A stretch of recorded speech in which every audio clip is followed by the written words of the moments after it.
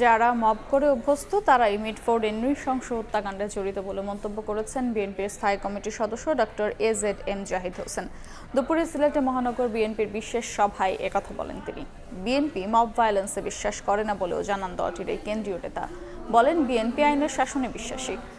যারা মব করে অভ্যস্ত তারাই মিটফোর্ডের ঘটনাটি ঘটিয়েছে। গেল 10 মাসে জুলাই হত্যার বিচার সরকার করতে পারেনি বলেও মন্তব্য করেন তিনি।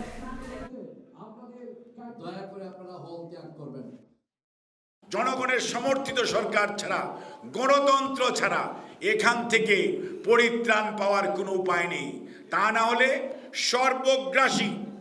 সর্বগ্রাসী এই সমস্ত সন্ত্রাস, দুর্নীতি, চাঁদাবাজি বাংলাদেশকে বিপদগামী করতে পারে।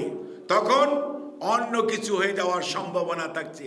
বিএনপি আইনের শাসনে বিশ্বাস করে, বিএনপি মব ভায়োলেন্সে বিশ্বাস করে না। কাজেই যারা মব ভায়োলেন্স করতে অভ্যস্ত তারা এই সমস্ত ঘটিয়েছে।